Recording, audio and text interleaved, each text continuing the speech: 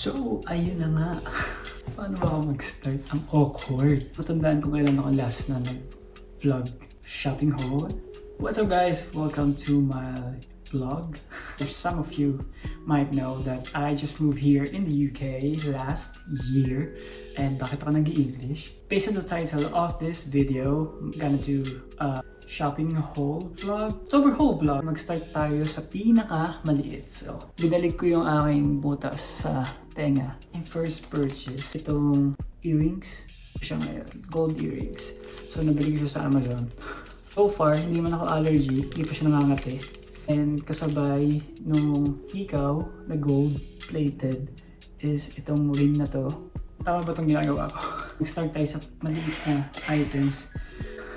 Hinihingal na ako. And then next is this one. Ito nabili ko sa ASOS sunglasses.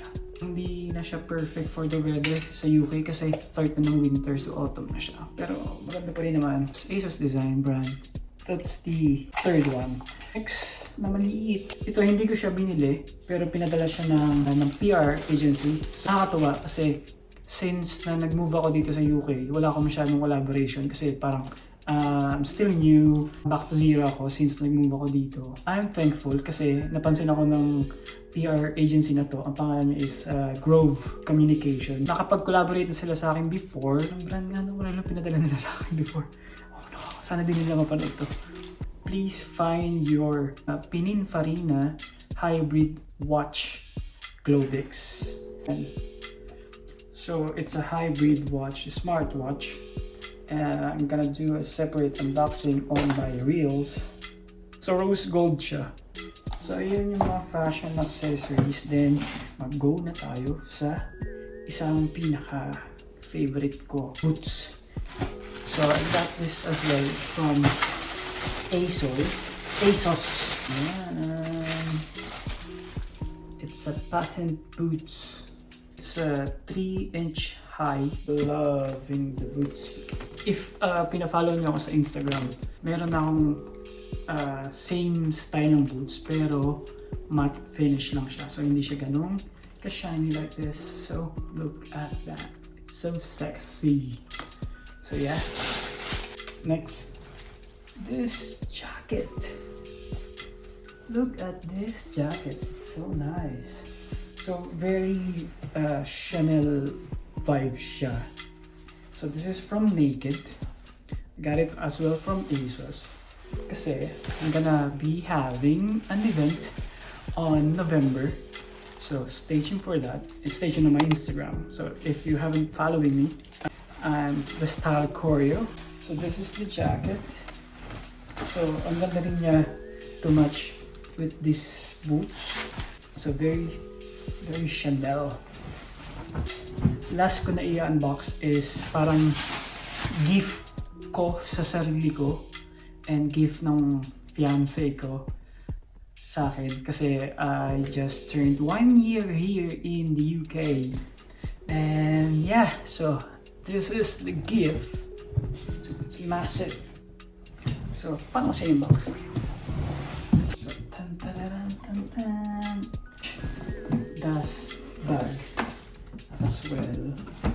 So we got this in our last trip to London sa Harrods. So yeah, bango. So this is the bag.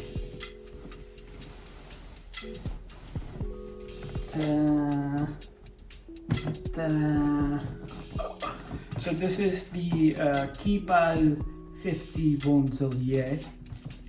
Tama ba pronunciation ko? Bondelier? Bondelier? So it's Kipal Bondelier. So it's Eclipse and Tiger leather. Look at that, gorgeous. So perfect siya for cabin size. So pwede siyang hand carry. So it's perfect kasi it's 50 inches. Luggage tag. So apparently hindi siya pwedeng i-personalize.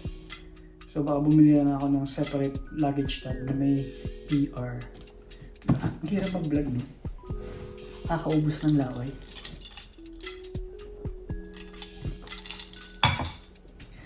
let's open it. Let's see what's more inside. So, very spacious. Ang dami ko malalagay na. So, perfect siya pang 3 days and 2 nights maybe. Or, pwede naman siya pang weekend bag, pero hindi naman siya kakayanin para sa mga outfits ko. So, yun yung loob. And this is the strap. I love the strap. See? I will focus. Ayan, details niya. Ganda. Pinaka gusto ko sa kanya kasi hindi siya naghuhumiyaw na LV, na Louis Vuitton. So hindi siya naghuhumiyaw. And then, inside is this small pouch. So inside is, you know what? The luggage, the padlock, and the keys.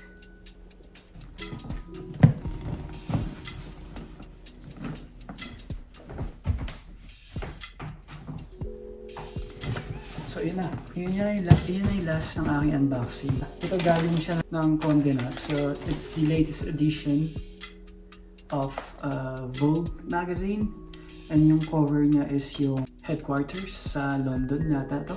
Yeah, British Vogue. So yeah, ano pa ba yung unbox ko? Wala na.